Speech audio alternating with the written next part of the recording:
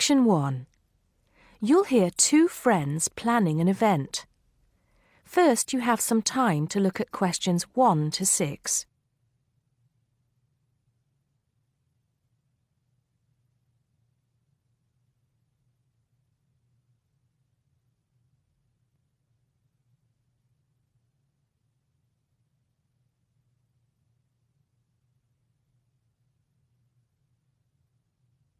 You'll see that there is an example which has been done for you. On this occasion only, the conversation relating to this will be played first. Hello, Peter. What's up? Is something the matter? No, everything's fine. It sounded urgent on the phone. Did it? Joan said the situation had sounded urgent when they spoke on the phone. So, on the phone has been written as the answer to the question. Now we shall begin. You should answer the questions as you listen because you will not hear the recording a second time. Listen carefully and answer questions 1 to 6. Hello, Joan. I'm glad you could come. Hello, Peter. What's up? Is something the matter? No, everything's fine. It sounded urgent on the phone. Did it? It's just that I've had this idea and I wanted to see how soon we could get it off the ground. Well, don't keep me in suspense. You know they're planning to close down the local clinic. It was in the newspaper yesterday, but most people have actually known for some time. Well, I thought we should do something about it. What did you have in mind?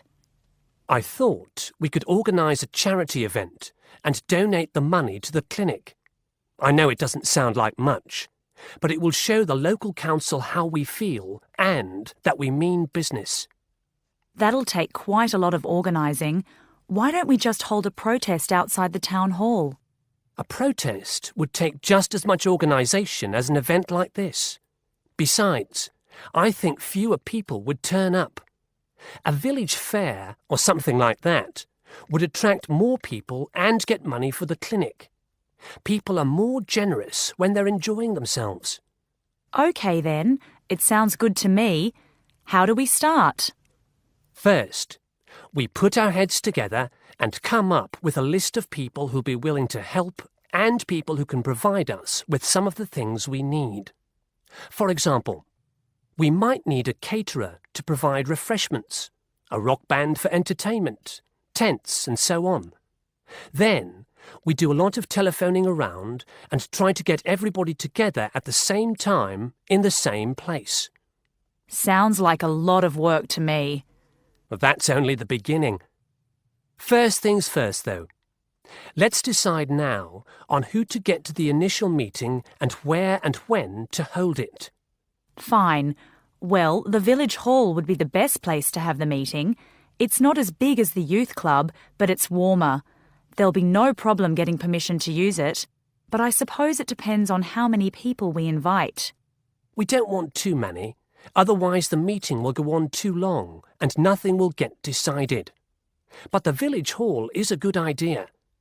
It's more official than having it in someone's living room. How many? 6 or 8 people to start with? 10 at the most? OK, now we have to decide on a suitable day and time. Suitable to everybody, I mean. A Saturday or Sunday would seem to be the best choice because people aren't at work on those days. But they may not like the idea of giving up a part of their weekend for a meeting. Unless we persuade them it's for a good cause, or that it's to their advantage, and that it'll all be a lot of fun. We'll provide refreshments, of course. What if some don't want to give up their weekend? Then we'll give them an alternative. Say, one evening in the week after everybody's finished work. We'll see which is the most acceptable to them, then book the hall. I can do the refreshments for the meeting. I'll get Darren and Maggie to help me. I'm sure they'll be more than willing. Before you hear the rest of the conversation, you have some time to look at questions 7 to 10.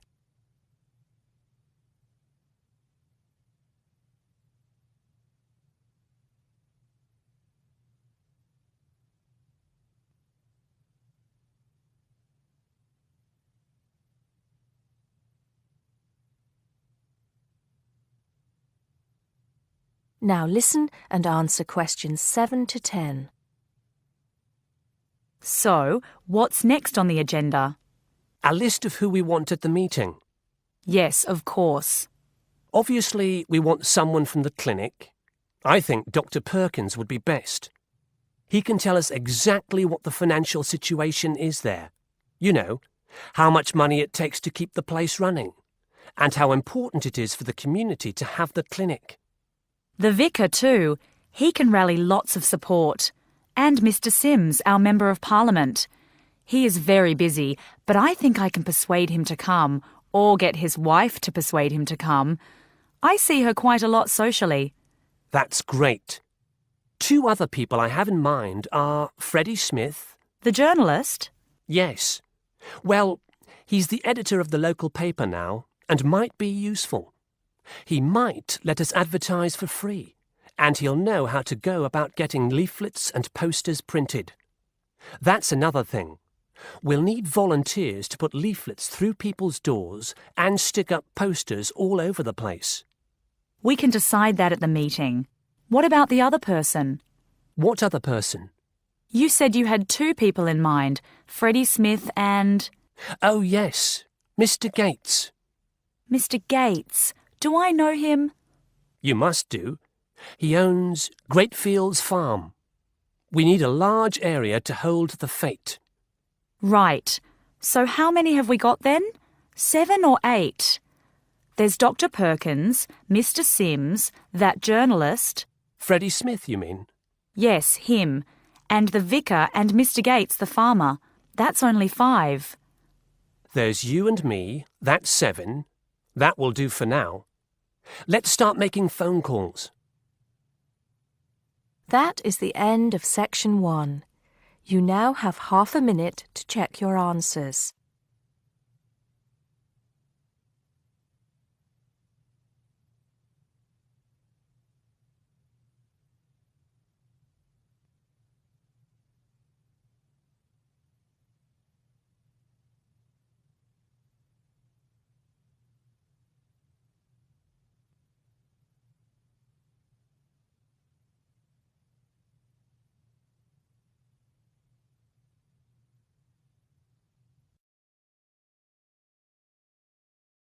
Now turn to Section 2. Section 2. You'll hear a guide talking to visitors about a tourist attraction. First, you have some time to look at questions 11 to 14.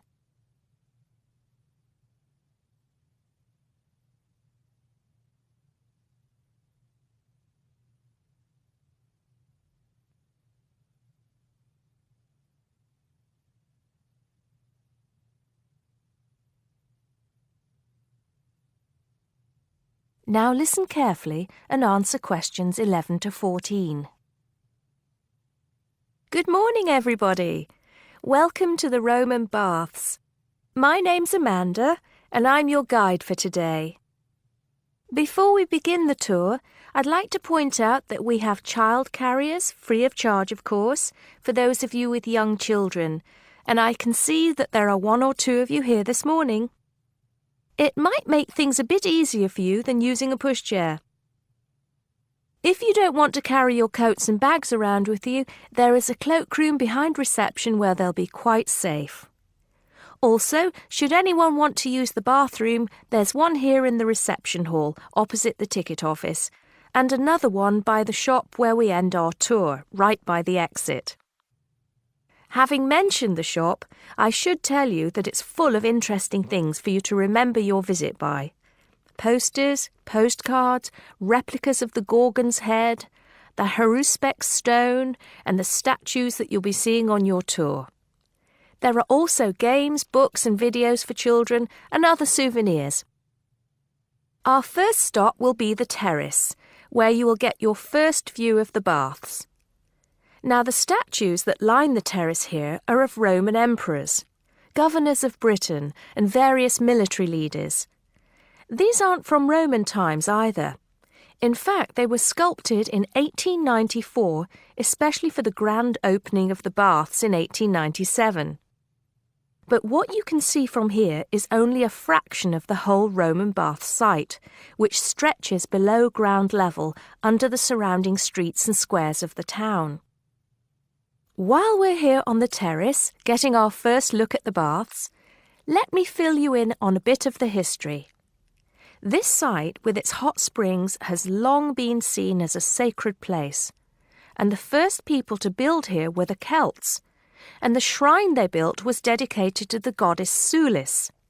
Of course, back in those days they had no way of explaining how hot water came to be bubbling out of the ground, so they believed it to be the work of the gods.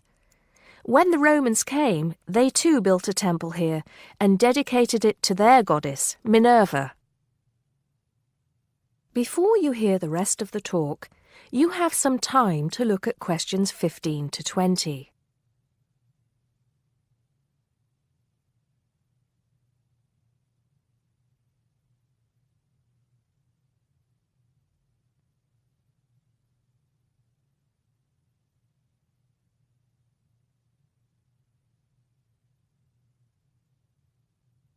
Now listen and answer questions 15 to 20. The bath you can see from here is called the Great Bath. Not very imaginative, I know, but it is the biggest. Impressive, isn't it? At one time it was housed in a huge vaulted hall 40 metres high, which for many people of the period must have been the largest building they'd ever seen in their lives. The bath itself is 1.6 metres deep, ideal for bathing, and has steps leading down to the water on all sides. The niches or alcoves you can see all around the bath would have had benches and possibly small tables for drinks and snacks. Not a bad way to spend your free time, relax, and tell yourself it's all good for your health. Let's move on to our next stop, the sacred spring. This is the heart of the site, where the hot water bubbles up from the ground at a temperature of 46 degrees centigrade.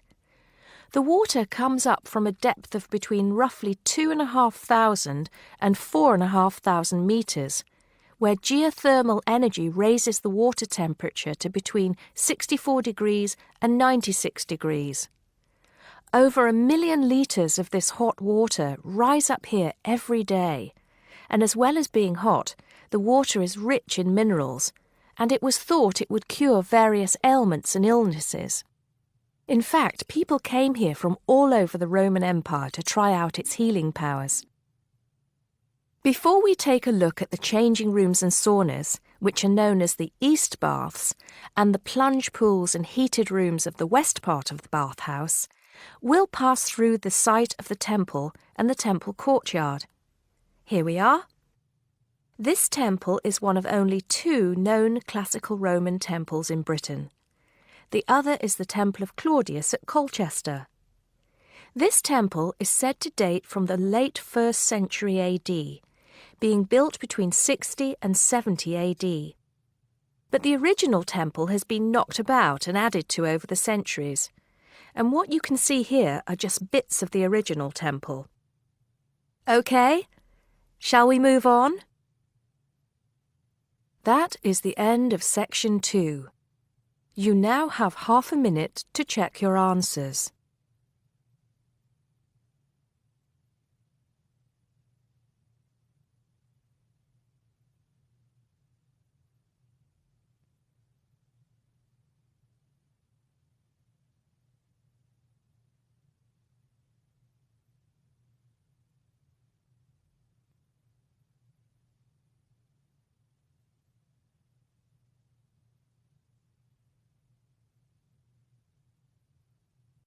Now turn to Section 3.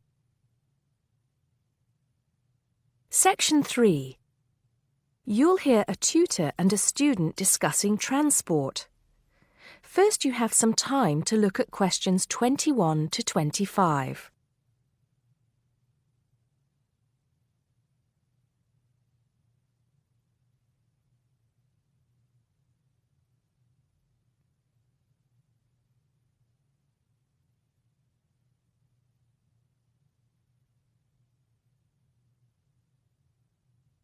Now listen carefully and answer questions 21 to 25. Come in, John, come in. How's the paper going? Morning, Mr. Taylor. Pretty well, actually. Good, good. It's not all about bicycles, is it? I know you've got a thing about bicycles. Yes, but that's just... There are other ways to get around town, you know. Yes, I know, and I think I've researched pretty well all of them. Right then. So your paper's about urban transport in London, eh? Not just London, but that is going to be the focus. I've also looked at urban transport systems in cities around the world: Madrid, Beijing, Mexico City, Amsterdam, Paris, other countries too. You have been busy, haven't you? What's the purpose of your study? Well, two things really. I want to see if there are more efficient ways of organizing urban transport systems while cutting down on traffic congestion, and of course pollution, and to find ways of encouraging people to use public transport instead of their cars. Let's start with that then, with cars. I think you'll have a hard time thinking of ways to persuade people to swap their cars for a crowded bus or underground train. They're convenient, comfortable, faster, and sometimes they're a status symbol too. Okay, I agree that cars will probably always be the most popular means of transport, but there are ways to cut down the number of people who bring their cars into the city. It's a problem that affects every big city, and several methods have been tried. I know, as I've found to my cost. When I go into London, which I do 2 or 3 times a week, I have to pay £5 to get into the city centre. Has your research thrown up any more places where they do this? Oh, yes. Apart from London, there's Oslo, Stockholm, Singapore. Now, there, in Singapore, they've got it really organized. They've imposed a tax on all roads leading into the city center, and they have electronic sensors that identify each car, and then debit a credit card belonging to the owner. Before you hear the rest of the conversation, you have some time to look at questions 26 to 30.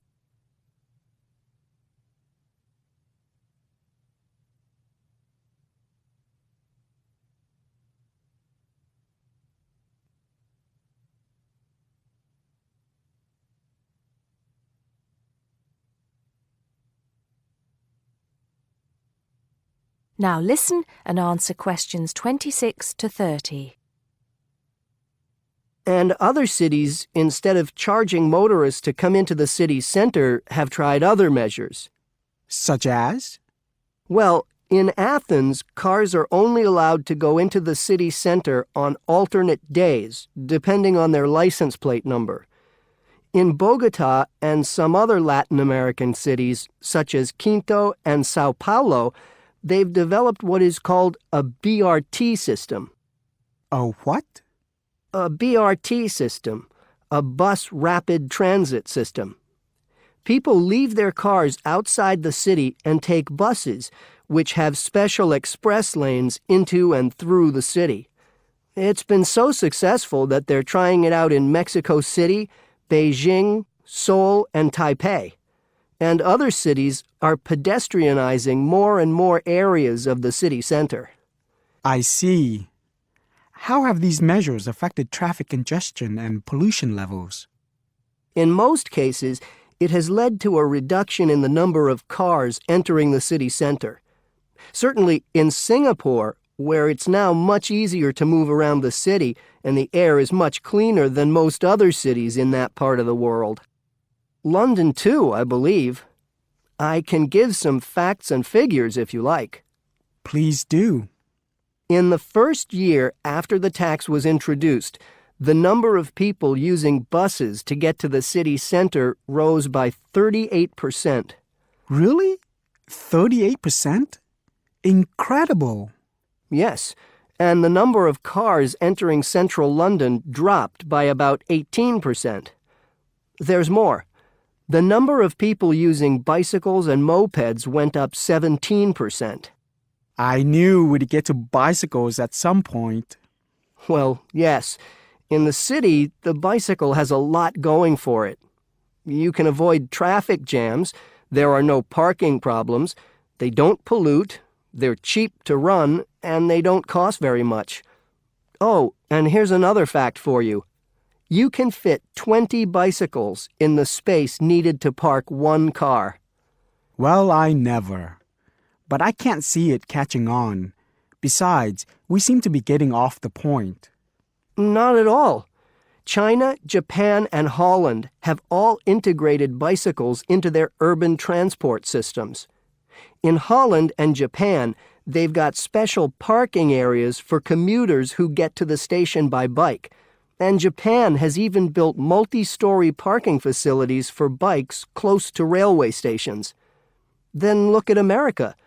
In New York, delivery services use bicycles because they can deliver messages and small parcels far more quickly and at much lower cost than cars or vans. Even the police use bicycles. In fact, in about 80% of the towns in America where the population is around 500,000, the police regularly patrol on bicycles. And they have proved to be effective because they can reach the scene of an accident or crime faster and more quietly than officers in patrol cars, making a lot more arrests per officer. Well, you do know your bicycles, don't you? But I do need to hear more about the public transport system and what's to be done about that. And I'd like you to look a bit more into the economics of it, how much it will cost to improve the situation, and so on. Okay? Right. See you next Tuesday. Yes, next Tuesday. Bye, Mr. Taylor. That is the end of section 3. You now have half a minute to check your answers.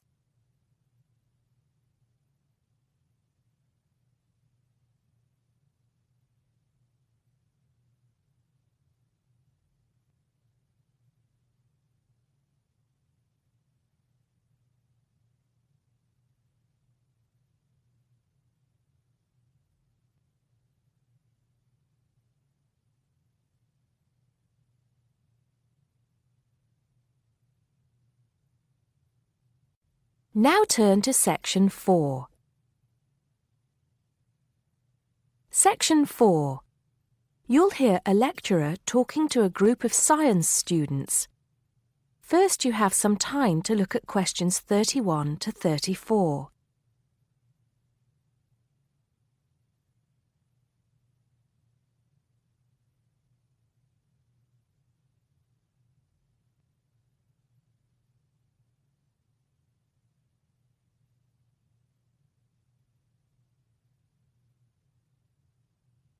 Now listen carefully and answer questions 31 to 34. Good morning, ladies and gentlemen, and welcome to the science faculty. As you may know, my field of study is neurobiology, so you may be wondering what I have to say to those of you who are studying physics or chemistry or geology, even those of you who intend to become doctors. In fact, what I have to say is aimed especially at those who wish to enter the medical profession, though the main point applies to all of you.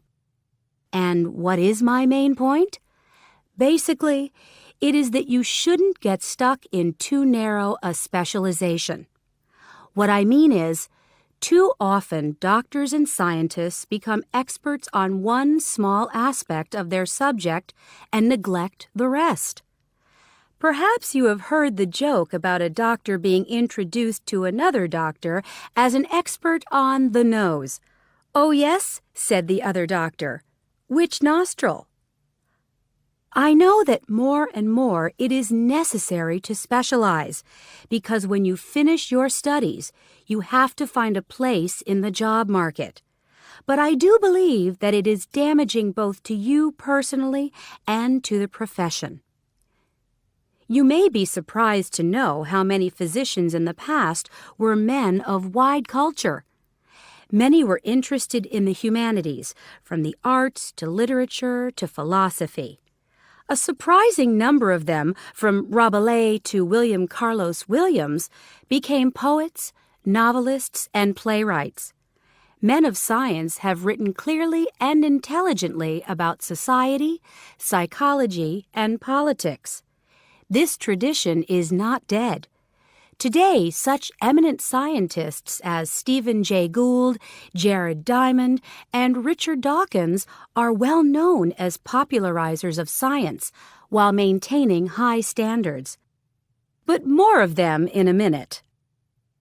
I'm not saying that while you are studying anatomy, you should sign up for a course in English literature, but reading a few works of fiction in your own time will show you the human mind, just as your anatomy classes show you the human body. Science faculties and medical schools, it seems to me, now largely ignore this human dimension. Furthermore, the study of medicine, and psychology for that matter, is largely about what has gone wrong with the body and the mind. That is, it mostly deals with the abnormal. Before you hear the rest of the talk, you have some time to look at questions 35 to 40.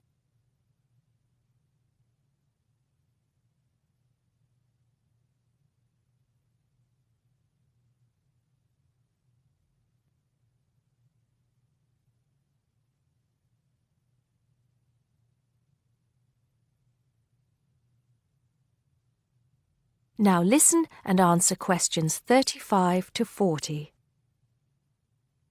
So, to try and correct this situation, if only in a small way, I have come up with some extra reading for you to do. Don't worry, I wouldn't have chosen them if I didn't think they were enjoyable as well as interesting. The first on my list I'm sure you've all heard of, even if you haven't read it. It's Bill Bryson's A Short History of Nearly Everything. Now, don't turn your noses up at it just because it's now officially a school book and is written to entertain as well as inform. In fact, I've found it a very good bedside book. Next come a couple of the writers I mentioned earlier. Any collection of essays by Stephen Jay Gould is worth reading. He writes clearly in a language non-scientists can easily understand. In fact, a lot of his essays are responses to questions about science from the general public.